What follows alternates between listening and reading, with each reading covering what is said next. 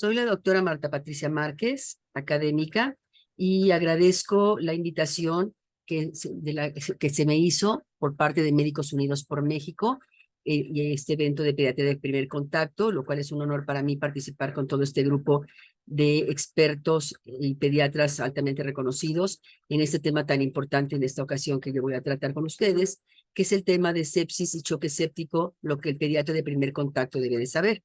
Como ya les han mencionado dentro de mi currículum, yo soy pediatra y tengo la especialidad en terapia intensiva pediátrica, pero en esta ocasión el tema lo voy a enfocar justamente al primer nivel de atención, no a nivel de terapia intensiva. Y van a ser mis objetivos de primera intención, concientizar al médico de primer contacto en relación al problema epidemiológico que la sepsis y el choque séptico representan en pediatría, analizar el impacto de la detección temprana de la sepsis y del choque séptico, el impacto que hay sobre la mortalidad y donde el personal de salud y principalmente el médico de primer contacto, el pediatra de primer contacto, juega papel fundamental en esta disminución de la mortalidad. Y finalmente discutir con ustedes algunas aplicaciones prácticas que se llevan a cabo a la cabecera del paciente sin tener que depender de grandes recursos tecnológicos, ni monitores, ni equipos, pero que han dado evidencia y por lo tanto producto de recomendaciones de lo que se debe hacer ante un paciente que estamos sospechando que tiene sepsis antes de que llegue a un estado de gravedad que requiera incluso su ingreso a terapia intensiva. Pero ¿por qué tenemos que hablar de choque séptico? ¿Por qué les digo yo que este es dentro de un evento que está dirigido a la pediatría general? ¿Por qué hablar de choque séptico? Pues miren, seguramente todos ustedes conocen estos reportes que cada 5 años salen en relación a la carga de mortalidad de una enfermedad determinada. Esto, como les decía yo, sale cada 5 años. Si vemos el esquema, el pastel, no vamos a hacer detalle en la parte amarilla que corresponde a los recién nacidos, sino veamos a la parte del pastel que está a la izquierda de ustedes, donde vamos a ver la mortalidad en los niños de menos de 5 años y cuál es esta causa, obviamente a nivel mundial. Y si ustedes observan, de este grupo de 1 mes a menos de 5 años, las enfermedades infecciosas siguen siendo una causa frecuente o la causa más frecuente de mortalidad en este grupo de edad. Sin embargo, los invito a que revisen las otras causas y vean que de ninguna manera aparece sepsis. Este era uno de los defectos que había, a mi manera de ver, en esta carga global, quizás porque todavía no había tanto conocimiento de la detección temprana de la sepsis, pero realmente hoy en día los pacientes con problemas infecciosos de lo que terminan muriéndose es de un problema séptico. Y entonces, ante esta limitante que había en el documento anterior, se publica o se empieza a manejar justamente ya la sepsis específicamente como una carga global de enfermedad y causa de mortalidad. Y entonces, tomando los datos que existían de 1990 al 2017, se hace este análisis específico para la enfermedad y vean lo que encontramos y que es el motivo por el cual estamos hablando del tema. Casi 49 millones de casos de sepsis en el mundo, en la población general, se presentan con sepsis. De estos, 11 millones de muertes están relacionadas con un proceso séptico y el 50%, vean este dato, es muy importante, el 50% de los casos de sepsis, de estos datos anteriores que les mencioné, se presentan en niños menores de 5 años. Y la mortalidad en este grupo de niños menores de 5 años es casi 3 millones, o sea, 2.9 millones de muertes, de las cuales es responsable un proceso infeccioso que evolucionó a una sepsis grave o a un choque séptico. Y otro punto muy importante en el cual quiero enfocar esta presentación, porque habitualmente hablamos de, como ahorita lo he hecho hasta este momento, de datos obtenidos en otros continentes y básicamente en Europa y también como en Estados Unidos. Vean en este último punto que el 85% de los casos de sepsis o choque séptico se presentan en países con recursos limitados. Entonces, de ahí, tanto México como el resto de Latinoamérica, como lo vamos a ver a continuación, justamente estamos involucrados en ese 85% de causas que se presentan de sepsis como muerte. Por lo tanto, podemos ir sacando algunas ideas, como que la incidencia de sepsis y la mortalidad varía sustancialmente entre las regiones. Esto también es a considerar, puesto que siempre hemos seguido las guías y los consensos europeos y americanos, que como vamos a ver posteriormente, no aplican al 100% a estas poblaciones de recursos limitados en las que vivimos todos nosotros. Y para llamar todavía un poco más la atención, vean cómo en este reporte nos hablan de que 6 millones de niños, tanto menores de 5 años, aquí sí incluidos los neonatos, mueren al año por un proceso infeccioso. 6 millones. Ningún otro evento de la naturaleza, ni ningún otro acto de otro tipo se acompaña de una mortalidad tan elevada. Sin embargo, nadie habla de esto y nadie publica gran cosa sobre este punto tan importante. Y visto desde otra panorámica, pues en lo que yo todavía no acabo de decir esta frase, es decir, cada 4 segundos alguien en el mundo, niño o adulto, está muriendo por un evento séptico. Y a raíz de esto, en el 2012, como pueden ver también ustedes ahí en la imagen, la preocupación aumenta para poder enfrentar esta mortalidad tan alta que se presenta a nivel mundial, y entonces surge una iniciativa de parar la sepsis, y por ello surge también el Día Mundial de la Sepsis, que se conmemora el 13 de septiembre desde el 2012, y lo importante de esta Alianza Mundial para la Sepsis es justamente que se están buscando y se están llevando a cabo estrategias, muchas de las cuales ya han dado resultados, para disminuir la sepsis a nivel mundial. ¿Quiénes en particular son sujetos o factores de riesgo para desarrollar sepsis o choque séptico? Pues evidentemente las embarazadas, las personas de la tercera edad, y lo que a nosotros en pediatría nos corresponde, pues es justamente también grupos de riesgo como son los recién nacidos, los niños inmunodeprimidos, ya sea por cáncer o porque presentan alguna patología que implica el manejo con inmunosupresores, los niños con enfermedades crónicas, enfermedades inmunológicas, enfermedades crónicas no infecciosas, y obviamente también los pacientes o los niños hospitalizados, dado que la sepsis como una complicación de las infecciones asociadas a la atención de la salud también representa una cantidad importante de muertes, y estos niños que están en riesgo por tener diferentes dispositivos, estar sometidos a cirugía, estar en una terapia intensiva. Entonces todo esto estas poblaciones en particular debemos desviar la mirada hacia ellos. Entonces, ya nada más, esta será la única imagen en la que me requiera terapia intensiva, pero una vez que ese paciente pediátrico fuera de la terapia intensiva tiene el proceso infeccioso y se complica y tiene que llegar a terapia intensiva, entonces vean las estadísticas. Una sepsis severa representa el 8% de los pacientes que ingresamos a terapia intensiva. Una tercera parte de estos pacientes que ingresan a terapia intensiva con esa patología van a morir por sepsis, por la misma, por la disfunción orgánica. Y la mayoría de estos niños, como mencioné en este momento, mueren del choque séptico refractario y de la disfunción orgánica múltiple. Lo que queremos es evitar que estos niños lleguen a terapia intensiva, o por otro lado, que si van a ingresar a la terapia intensiva, lleguen, pero en condiciones en las cuales ya han sido atendidos adecuadamente, y no, como sucede en muchas de las ocasiones, ya llaman a terapia intensiva o se ingresa a terapia intensiva cuando la patología ya ha evolucionado y por lo tanto el pronóstico se ensombrece. Y bueno, todos ustedes seguramente recuerdan cuando eran residentes, cuando eran internos, pues hablar de sepsis y definiciones de sepsis ha sido tema de todas las décadas, y opciones terapéuticas igual. Y bueno, les voy adelantando que hasta el momento no hay ninguna opción terapéutica nueva, pero lo que sí hay es manera de sistematizar el estudio de la sepsis y el apoyo integral a la misma. Entonces, la pregunta es, ¿qué es la sepsis hoy en día? Pues sabemos que la sepsis va a surgir cuando un proceso infeccioso va a alterar la respuesta fisiológica del organismo y va a provocar una lesión. Y esa lesión va a amenazar a la vida y va a condicionar disfunción de varios órganos o tejidos. Pero les decía yo que mi enfoque en esta presentación va dirigida justamente a que veamos qué está sucediendo en los países de Latinoamérica y cuáles son nuestros retos. Entonces recordemos un poco o demos una visión al ambiente y a los datos que hay en Latinoamérica.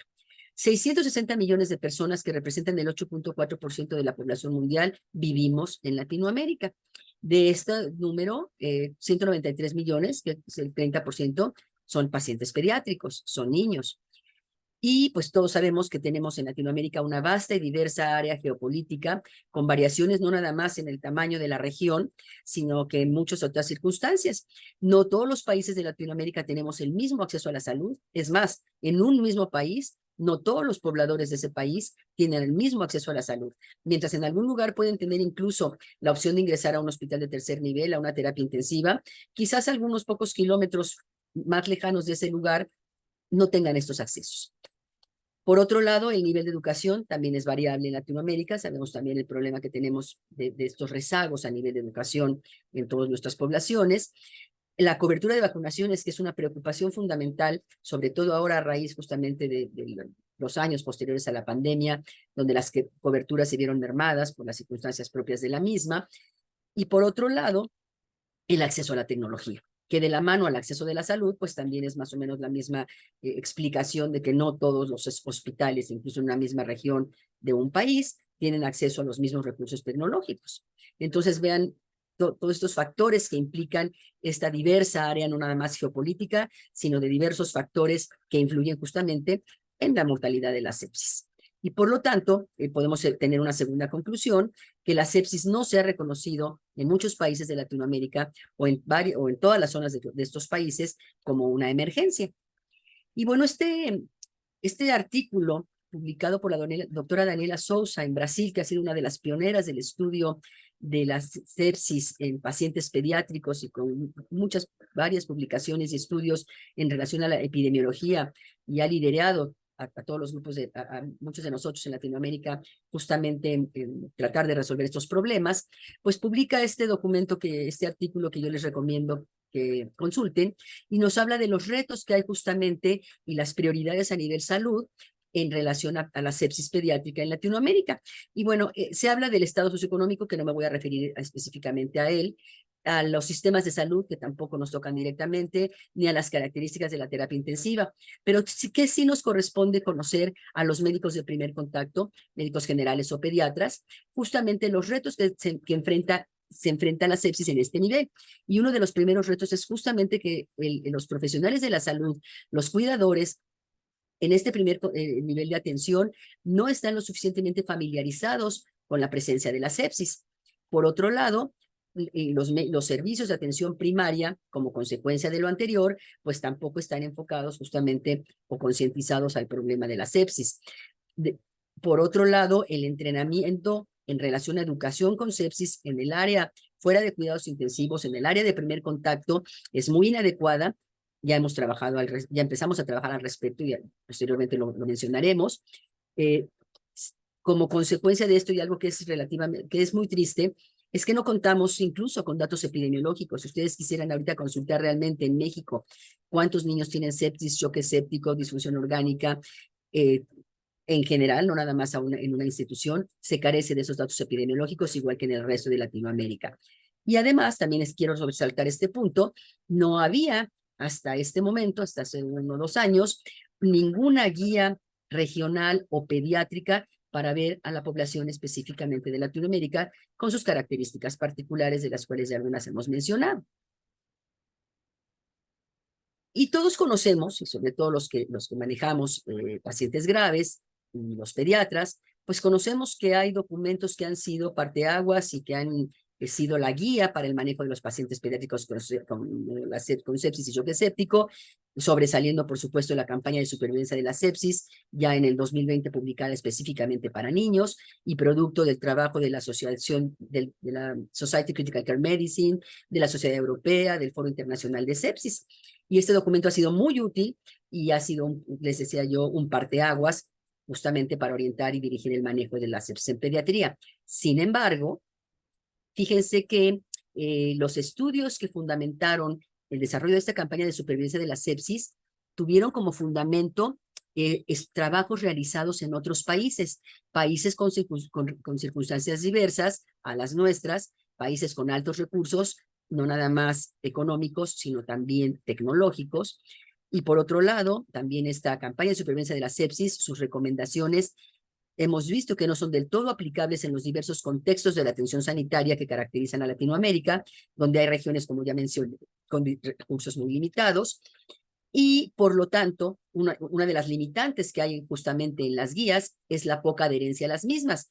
Pero si además de esto va acompañado que las recomendaciones no son 100% aplicables en nuestra región, pues aún se limita más la adherencia a las guías y a los consensos. Y bueno, si analizamos el documento de la campaña de supervivencia de la sepsis, encontramos que tiene 6 recomendaciones fuertes, 49 recomendaciones débiles y 9 orientaciones de mejor práctica clínica. Pero vean el punto, los cuadros de abajo. Solamente una de las recomendaciones está orientada a países que tienen menores ingresos o bajos ingresos, y los participantes en el consenso, el 86% eran miembros y médicos y especialistas de Norteamérica y de Europa, poca representación latinoamericana. Ante este escenario, hace ya algunos años, la Asociación Latinoamericana de Terapia Intensiva Pediátrica se ha preocupado justamente para retomar todos estos temas, y entre ellos uno de los temas que ha liderado es justamente el de sepsis choque séptico. Entonces, un grupo de trabajo de esta sociedad latinoamericana se dio a la tarea justamente de desarrollar recomendaciones que no solamente estuvieran basadas en la evidencia científica, sino también en la producción académica y en la experiencia de cada uno de nuestros países en Latinoamérica, que eso no está considerado en las publicaciones que son hechas en Europa o en Estados Unidos. Y de esta forma, entonces, dirigir estas recomendaciones principalmente a el reconocimiento temprano y el tratamiento oportuno de la sepsis en Latinoamérica. Y este terreno corresponde justamente a los médicos de primer contacto, al personal de salud que tiene la atención para el paciente séptico. Okay. Y entonces se junta un grupo de representantes de 11 países, 29 especialistas participantes pertenecientes a 4 sociedades, y nos reunimos, y una servidora tuvo el honor de ser invitada a participar en este consenso, y nos reunimos justamente para revisar estos puntos particulares en relación a Latinoamérica. Y bueno, después de casi 3 años de trabajo, liderado por el doctor Jaime Fernández Sarmiento y el doctor Roberto Yabornivsky. Entonces se logra elaborar el consenso latinoamericano de sepsis, choque séptico, y pues para nuestro gusto y para nuestra satisfacción, se logró su publicación en el Journal of Intensive Care Medicine. Pero una vez que ya teníamos este documento, dijimos, bueno, está aceptado en el Journal of Intensive Care Medicine, pero nuestro interés es que se difunda en Latinoamérica, y por lo tanto lo ideal es que el documento esté en español. Y entonces, antes de mencionarles esto, quiero comentarles que la idea no es competir con la campaña de supervivencia de la sepsis, porque tiene objetivos completamente diferentes, con recomendaciones que ya mencioné, a dónde van dirigidas y no nada más al reconocimiento temprano, sino que con este documento, con este consenso latinoamericano, lo único que pretendíamos era reforzar algunas de esas recomendaciones de la campaña de supervivencia de la sepsis, regionalizándolas a nuestra propia experiencia en Latinoamérica entre el grupo de la medicina crítica pediátrica. Y entonces, les decía yo, no tenía mucha razón de ser contar con un documento exclusivamente en inglés, sino que logramos entonces presentar el proyecto y se publicó del Consenso Latinoamericano del Manejo de Sepsis, se publicó en español, en el Acta Pediátrica de México, en el 2022. Y bueno, lo que yo les quiero mencionar es que dentro de ese consenso hay muchos rubros, no voy a hablar de todos, yo me voy a dirigir específicamente a los paquetes de atención del abordaje inicial y el reconocimiento temprano, la reanimación hídrica y el manejo de antibióticos en la primera hora, que es lo que nos corresponde a los pediatras en el primer contacto. Ya hablé un poco de la epidemiología, mencionaré 2 o 3 palabras en relación a la definición, que de una vez les voy adelantando. Aún hay grandes controversias en relación a una definición adecuada, tanto de sepsis, incluso como de choque séptico, pero sobre todo de sepsis. Entonces, lo que sí quiero dejar en la mente de ustedes es que es muy diferente definir el concepto de sepsis a los criterios clínicos para diagnosticar la sepsis. Son 2 conceptos completamente diferentes. Y entonces, en el consenso latinoamericano, una de las principales recomendaciones es que la definición de sepsis y los criterios clínicos deben considerarse como 2 situaciones diversas. Aquí está el nivel de evidencia de recomendación y el nivel de recomendación es alto, el nivel de evidencia pues bajo, porque obviamente necesitamos hacer más estudios. Y bueno, aquí les quiero mencionar que seguramente ustedes los conocen, o muchos de ustedes los han consultado. Hasta el momento, el único documento pediátrico con el que contábamos para definir sepsis y disfunción orgánica y choque séptico era el Consenso Internacional de Sepsis Pediátrica, encabezado y publicado por el doctor Goldstein. Nada más que este consenso, como ustedes sabrán, se publicó en el 2005, y aunque no lo crean, hasta la fecha sigue siendo el único publicado ante la dificultad justamente que hay en pediatría de definir y optimizar estos conceptos de sepsis. Y no nada más era en pediatría, los adultos también están en la misma circunstancia y por ese motivo, entonces en el 2016, ellos publican lo que se considera el tercer, o se conoce, mejor dicho, como el tercer consenso internacional de definiciones de sepsis y choque séptico, que todo el mundo lo conocemos como el documento de sepsis 3. Este es el documento del consenso de sepsis, que está enfocado a 4 puntos principales, pero yo solamente me voy a referir a los 3 primeros, que es la evaluación de pacientes de acuerdo a grupo de edad. Pues ya no nada más era como en los documentos anteriores, donde en las publicaciones de adultos había una parte pediátrica y tomaban a la pediatría así como un bloque, sino que ya Goldstein dice, no, la evaluación de los pacientes debe ser por grupos de edades.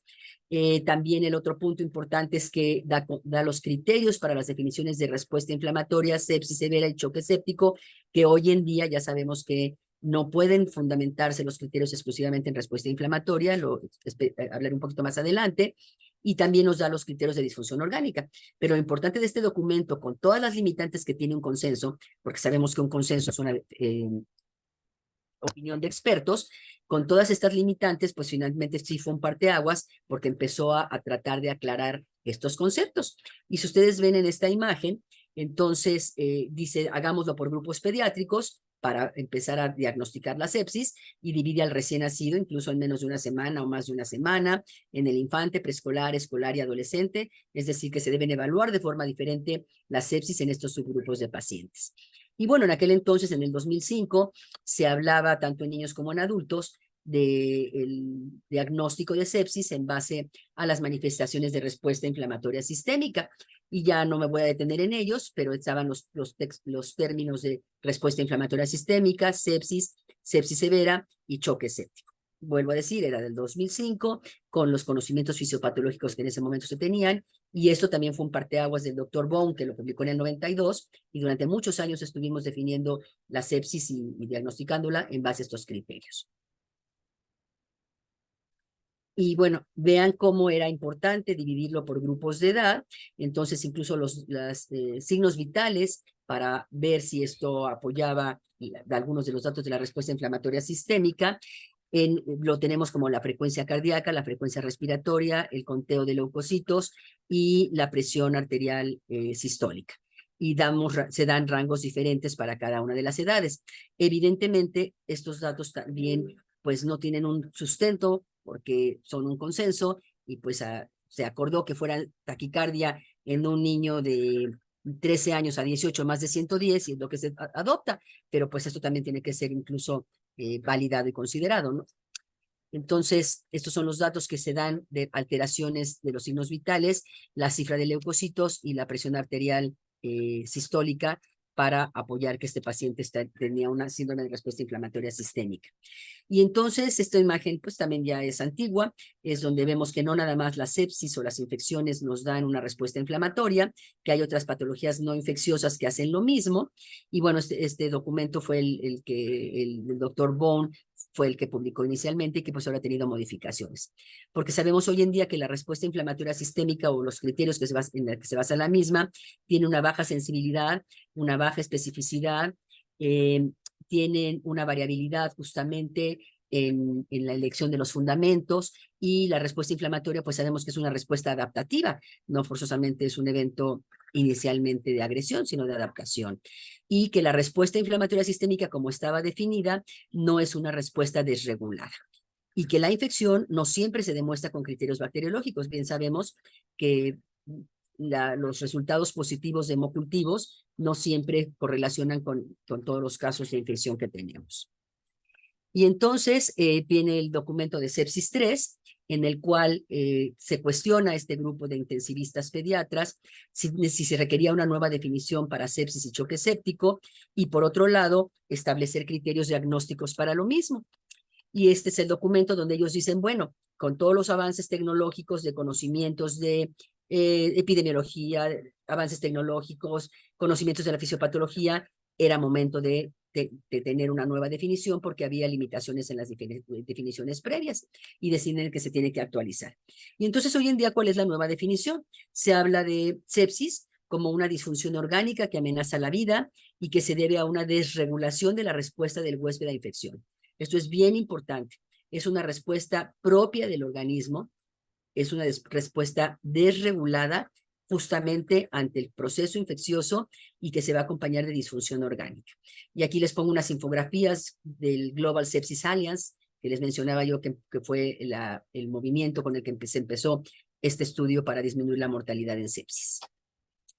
Y choque séptico, entonces, se define hoy en día como un subgrupo de la sepsis con disfunción circulatoria, celular, metabólica, que evidentemente se asocia a mayor mortalidad en relación a solamente tener sepsis, y para los adultos desaparece el término de sepsis severa, y a mí en lo particular este término de sepsis severa tampoco me agradaba demasiado porque era muy difícil en la clínica diferenciar entre sepsis severa y choque séptico. Ahora, esas son las definiciones, pero ¿cuáles son los criterios diagnósticos?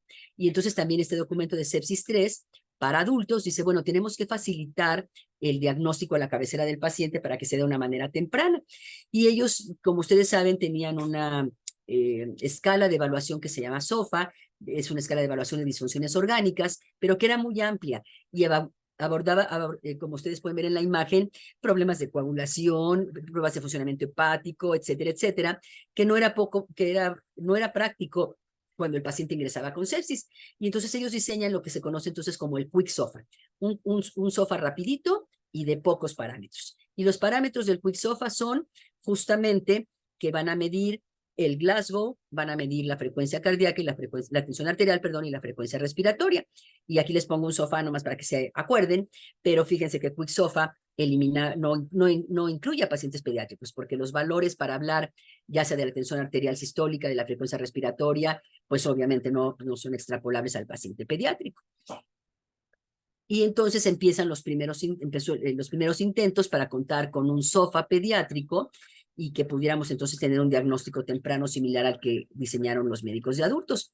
Y hasta ahorita este primer SOFA pues solamente nos habla que lo que pues es muy obvio, a mayor número de disfunciones orgánicas, como vemos en el esquema, mayor mortalidad. Entonces todavía se sigue trabajando en parámetros en los cuales podamos tener un documento rápido como el tienen los adultos para el diagnóstico temprano a la cabecera del paciente, para sospechar sepsis y diagnosticar sepsis. Y las conclusiones de este Quick SOFA pediátrico, pues es el primer estudio que por lo tanto representa un parteaguas, pero aún que va a dar resultados prometedores, pero que aún se está trabajando mucho al respecto para afinarlo y hacerlo práctico. Bueno, ahora me voy a ir ya a la parte práctica, donde lo que yo quiero es que todos nosotros aprendamos a identificar, fíjense, al niño con sepsis, sepamos qué hacer para una reanimación temprana afuera de las unidades de cuidados intensivos y que entendamos el impacto que tiene el que hagamos estas medidas, orientadas específicamente con paquetes de atención. Y muchos de ustedes saben que estos paquetes de atención también son estrategias en las cuales, tomando pocos puntos a evaluar, se pretende un objetivo específico. Entonces, para estos paquetes de atención empezaron para el control de neumonías, para el control de infecciones por catéter, y ahora están extrapoladas incluso para sepsis. Y bueno, yo les digo a los residentes de mi hospital, cuando vean a un niño que luce así de enfermo y que le queda a uno la duda, sospechen sepsis. Y acuérdense de la mnemotecnia de la diosa egipcia Isis y pregúntense, ¿realmente esto es sepsis? Y si se lo están preguntando, es muy probable que en más de un 90% se trate de un proceso séptico. Entonces les decía yo que estos paquetes de atención fueron publicados inicialmente en el American College, tanto son los parámetros hemodinámicos clínicos, tanto para pacientes pediátricos como neonatales. Y entonces en estos paquetes de atención, que se habla del reconocimiento temprano, del manejo temprano también de los pacientes, justamente el consenso retoma este punto y dice que se sugiere la aplicación de estos paquetes, de estas medidas de atención para el diagnóstico en la primera hora de sepsis y choque séptico. Y les pongo un relojito porque justamente vamos contra el tiempo. Cuando se diagnostica sepsis, tenemos muy poco tiempo para evitar que avance y llegue a una disfunción orgánica y un pronóstico más sombrío. Entonces, los paquetes de atención publicados en el American College y retomados en estos consensos son el paquete reconocimiento, el paquete reanimación, el paquete estabilización y el paquete de control de procesos o adherencia a la guía. En el paquete de reconocimiento es lo que vamos a hacer los médicos de primer contacto para ante este niño con sospecha de sepsis tener datos que me permitan apoyar el diagnóstico y por lo tanto iniciar la reanimación. Estos dos primeros paquetes son los que se llevan a cabo fuera de la terapia intensiva y ya cuando no hubo una respuesta adecuada o se requieren otros criterios o se tienen otros criterios para ingresar a terapia intensiva, vendría el paquete de estabilización, que ese ya no lo voy a tratar yo. El consenso también nos habla de que al estar evaluando al paciente en una sala de urgencias, en un primer contacto, sigamos obviamente guiándonos por el triángulo de evaluación que todos ustedes conocen, que está publicados en los manuales del PALS y los manuales de reanimación. Entonces, utilicemos este triángulo de evaluación cuando tengamos ese primer contacto con el paciente. Esta otra recomendación es específica de la campaña, no solamente del consenso latinoamericano, y la campaña de supervivencia de la sepsis también nos dice lo mismo. En niños que vean que lucen en mal estado, que tenemos esa sospecha, que me voy a preguntar si esto es sepsis, tengo que implementar una herramienta de tamizaje para poder reconocer oportunamente si el niño está en sepsis o choque séptico. Y de ser así, entonces empezar las acciones. Pero aquí lo importante es que lo podemos regionalizar a cada sede. Cada hospital, cada unidad en la que trabajamos, podemos establecer o elaborar nuestra propia escala de tamizaje siempre y cuando nos sea útil, la aplique todo el hospital e idealmente la validemos. Por otro lado, el reconocimiento temprano de la sepsis, hay que tomar estos conceptos estos criterios clínicos, perdón, y es muy importante la percepción del equipo tratante e incluso de los papás. Los papás en ocasiones dicen es que el niño no es así, el niño se ve muy mal, o a uno mismo cuando llega uno dice, antes decía uno, luce escéptico, ¿no? O luce mal. Pues ya esa pregunta de luce mal ya nos está orientando y hay que hacerle caso, incluso con una recomendación fuerte y una baja evidencia. Pero, ¿qué conforma esa herramienta de tamizaje que podemos hacer incluso regionalizada a cada uno de nuestros hospitales? Y la misma campaña de supervivencia de la sepsis lo dice, pueden hacer la propia. Pues se basa nada más en datos clínicos, como les pongo aquí temperatura, taquicardia, taquipnea, llenado capilar, alteración del estado mental. Con asteriscos pongo hipotensión porque cuando un paciente pediátrico con sepsis ya está presentando hipotensión, el proceso séptico ya ha avanzado, la hipotensión ya es manifestación de una disfunción cardiovascular y entonces ya es una etapa más tardía. Entonces ya no esperen a tener hipotensión para diagnosticar el choque séptico. Pero vean, todos son datos clínicos, no dependemos de ningún equipo ni ninguna tecnología en particular, ¿no? Y aquí yo pongo una enfermera, porque cuando los pacientes están hospitalizados, la enfermera es justamente la que nos orienta y la debemos de capacitar. Y yo cuando doy los cursos y los talleres de sepsis, siempre pido que dentro de los alumnos estén las enfermeras, que estén los pediatras, que estén los intensivistas, pero que estén las enfermeras. Porque la enfermera que está en el hospital viendo a ese niño durante 8 horas es la que se va a dar cuenta si cambian los signos vitales, si hay taquicardia, si hay llenado capilar. Y entonces yo le puedo llevar, mira, estos son los rangos por edad que puedes esperar de frecuencia cardíaca respiratoria para el paciente, y si entonces ella va a llegar y va a decir, doctora, yo creo que estos signos están alterados, y entonces ya estamos echando a andar esa herramienta de tamizaje. Aquí les pongo un ejemplo de una herramienta que me parece que esta es canadiense, y vean, ellos también se basan en la frecuencia cardíaca, y aquí lo ven sus rangos que ellos establecieron por grupo de edad para hablar de taquicardia, y entonces dicen, si hay taquicardia y hay evidencia de un foco infeccioso, entonces sí, bueno, entonces evalúen los siguientes signos. Hay fiebre, hay alteración de algún problema respiratorio, que sugiere un problema respiratorio como tos, dificultad respiratoria, o hay un problema gastrointestinal, o hay diarrea, o hay una sospecha de infección urinaria, y entonces si todo esto es positivo, entonces vean la flechita rosa, dice esto es sepsis y trátelo como sepsis. Y en el otro recuadro es también importante que lo veamos porque si los niños son de alto riesgo, y creo que traigo ahorita una imagen al respecto, con ellos tenemos que ser especialmente susceptibles en la detección temprana. ¿Y cuáles son esos datos de pacientes de alto riesgo? ¿Cuáles pacientes son susceptibles a tener una evolución más rápida e incluso de más mal pronóstico? Los niños con cáncer, los niños inmunodeprimidos, los niños con trasplante de médula ósea, los niños que son portadores de dispositivos como un catéter venoso central, los desnutridos, los niños con inmunodeficiencias. Ellos en particular debemos estar todavía, si trabajamos con ese grupo de pacientes, especialmente sensibilizados a que en cualquier momento pueden dar una sospecha de estar desarrollando choque séptico.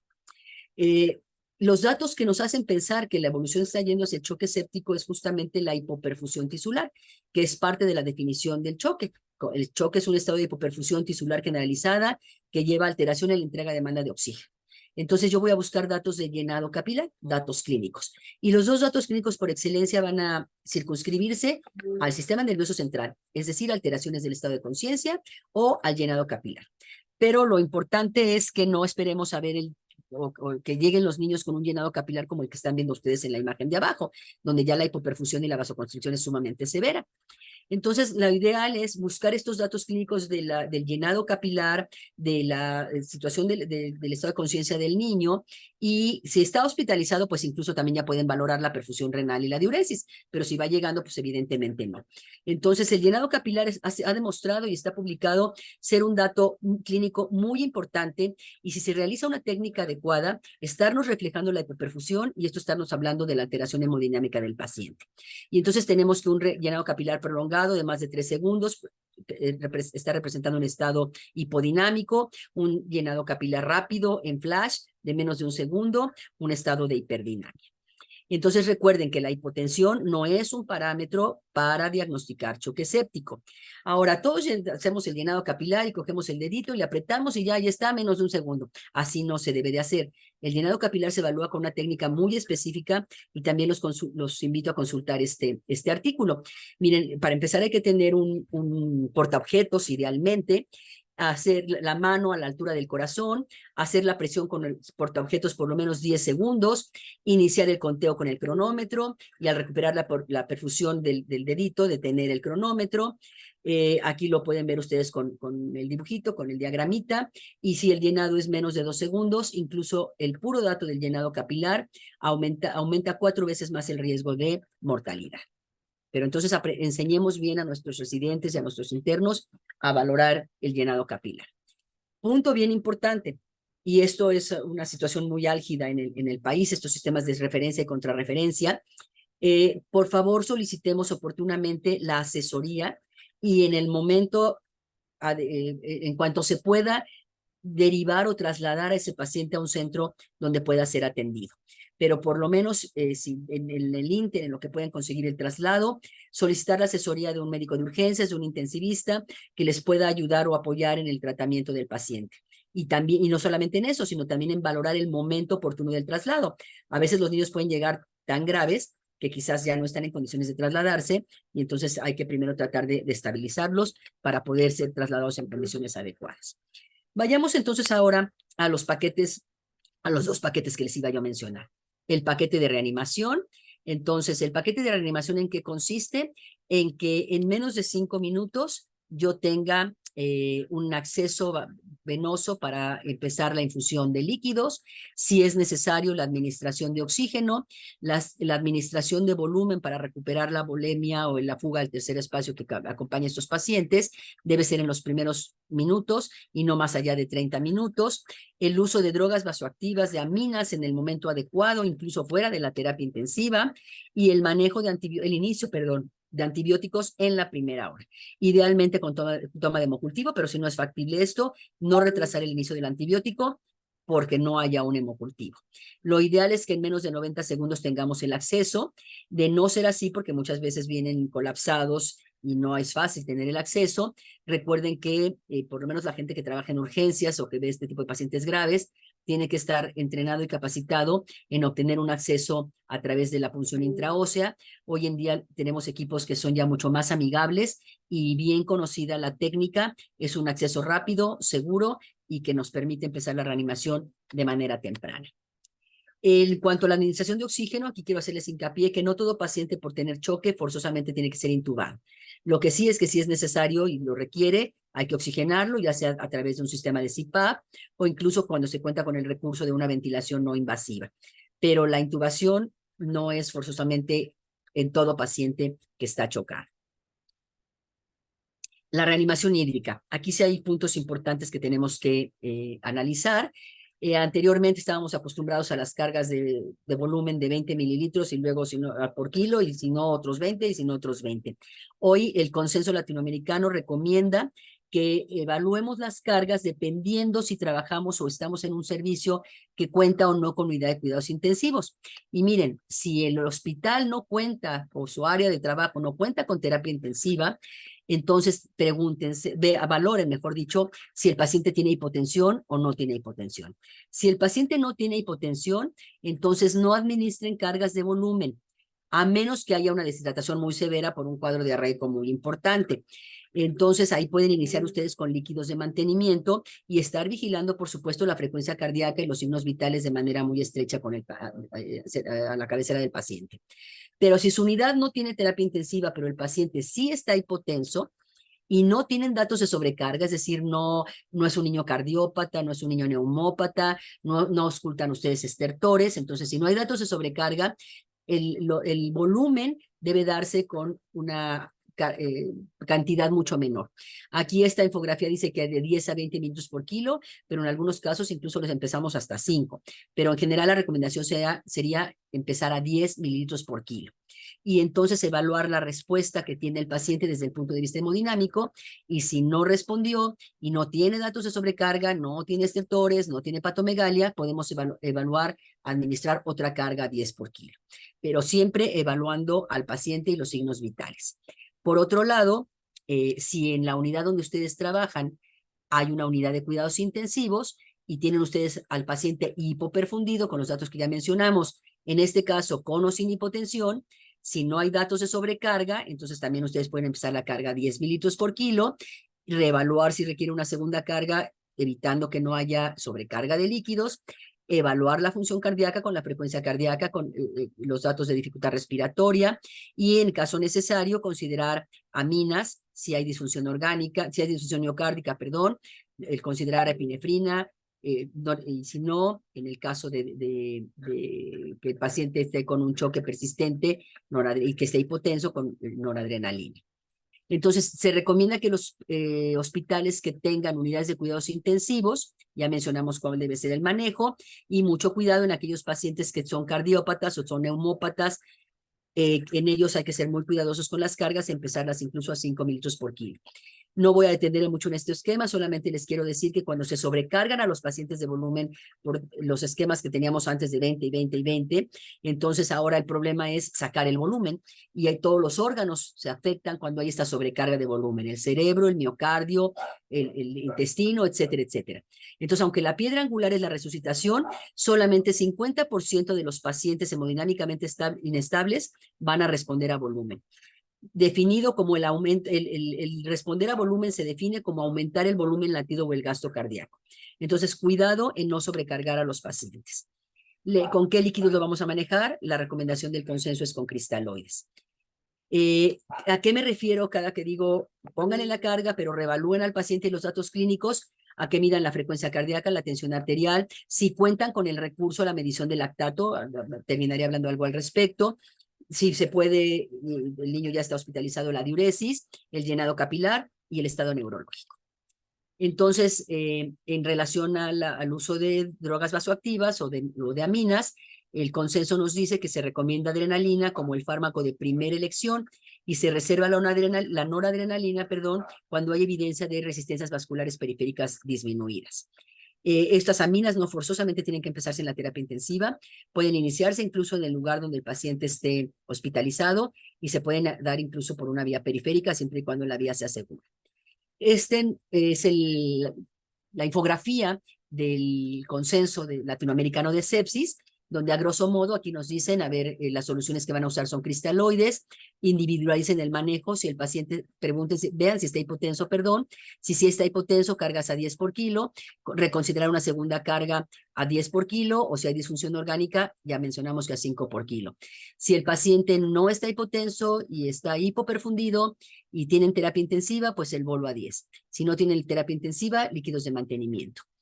Monitorizar, ya he hecho mucho hincapié en ello, los marcadores que les mostré en la imagen anterior, y las aminas que ya también mencionamos cuándo manejarlas. De utilidad para el diagnóstico o para la orientación de que la etiología sea bacteriana, Puede ser la medición de procalcitonina. Si la tienen, nos puede servir para orientar en que el problema sea bacteriano e incluso posteriormente para descargar los antibióticos. Y la recomendación en caso de que ustedes tengan procalcitonina o proteína C reactiva es una recomendación fuerte. El lactato nos puede orientar también en la reanimación del paciente. Si yo estoy reanimándolo adecuadamente y tengo la posibilidad de medir lactatos y los lactatos van bajando y van aclarándose con el tiempo, eso me está, con las horas, eso me está diciendo que mi reanimación está siendo adecuada. En cuanto al uso de antibióticos, les decía yo que deben de empezarse en la primera hora, idealmente con un hemocultivo, pero si no lo hay, no lo retrasen, y esto es justamente una recomendación fuerte. A mí me gusta, cuando decimos antibióticos, y no me voy a atender en eso porque no es el tema de esta plática, ni vamos a hablar de los antibióticos como tal, pero sí me gusta mucho este artículo o esta publicación de evaluar las 4Ds, que son la droga, la dosis, la duración y la desescalación. Con la droga lo que tenemos que evaluar es que esté el antibiótico adecuado, no nada más decir este y este antibiótico, sino evaluar el contexto de la epidemiología, ya sea en la comunidad o sea en el hospital, y los factores de riesgo, para que sea la droga adecuada. Los tratamientos combinados pueden tener posibles beneficios, los de amplio espectro. Esto hay que cuestionárselo cuando esté yo eligiendo la droga, buscando el que tenga más amplio espectro, que se sinergicen entre sí mismos y sean menos tóxicos. El tiempo de inicio, a menor tiempo de inicio, antes de la primera hora sería lo ideal, ha mostrado disminuir incluso la mortalidad. En relación a la dosis, los pacientes con sepsis, si quedamos que tienen disfunciones orgánicas, tenemos que evaluar también en la elección de los antibióticos la farmacocinética, la farmacodinamia y la toxicidad de los mismos. Y las otras Ds, que son la duración del esquema antibiótico, que sea el tiempo adecuado, dependerá del tipo de proceso infeccioso, del tipo de paciente, de la respuesta que haya tenido el esquema iniciado. Y desescalar, bueno, pues si yo ya veo que elegí un X esquema de amplio espectro y el niño va mejorando, ya no tiene fiebre, va mejorando obviamente la recuperación de la inestabilidad hemodinámica, y la procalcitonina o la proteína C reactiva van disminuyendo, y a lo mejor ya entonces ya puedo yo desescalando, sobre todo también cuando ya tenga un resultado específico del hemocultivo. Ya para terminar, en el tiempo que se me asignó, ¿qué mensajes me gustaría dejar con ustedes y que sean los que queden como un conocimiento importante? Es que la sepsis es una patología tiempo dependiente. Y además de ser tiempo dependiente, lo que yo voy a valorar es justamente para sospecharla, la temperatura, la evidencia de algún foco infeccioso, la alteración del estado mental y el que el niño luzca grave. Y eso me hará preguntarme si esto será o no una sepsis. Recuerden, entonces, una vez que me lo pregunto y que estoy teniendo datos a favor que tiene sepsis, se debe echar a andar el paquete de reconocimiento con el reloj siempre de que pronto debo de reconocerlo, usar mi tamizaje, decir si tiene sepsis, está evolucionando el choque séptico y iniciar mi reanimación. Y ya una vez que lo haya reanimado, cuando sea necesario, llevarlo a la unidad de cuidados intensivos, y cuando no, muchas veces, si lo detectan temprano, el niño puede mejorar y ya no requerir ingresar a terapia intensiva. Es importante en esta otra infografía, y lo quiero dejar como mensaje para ustedes, la detección de la sepsis. Si yo solamente estoy sospechando que el niño tiene sepsis, tengo 3 horas para poder buscar el foco infeccioso, dar el manejo, elegir los antibióticos, etcétera, etcétera. Pero si el niño tiene un choque séptico, entonces solamente tengo 1 hora para reconocerlo e empezar el manejo. Como ya dijimos, con el acceso vascular, con la administración de volumen, con los agentes vasoactivos si así lo necesitan, con el inicio de antibióticos, con la obtención del hemocultivo, y si cuento con el recurso, con la medición del lactato. Y bueno, aquí les dejo, ya para terminar, el link a través del cual ustedes pueden acceder a todas estas recomendaciones que yo las resumí. No traté, por supuesto, todas las recomendaciones del consenso, pero creo que van a ser de utilidad. Y algo muy importante, un documento no tiene ninguna validez si no lo leemos. Una publicación, si no la leemos, de nada sirve. Entonces yo los invito a que la lean, y como es un documento de reciente publicación, incluso nos hagan ver sus observaciones, sus recomendaciones, si les fue útil o no, y sus aportaciones, porque de esa manera podemos entonces tener ya una regionalización adaptada a las condiciones de México y Latinoamérica. Y pues termino con esta imagen. Agradezco mucho su atención.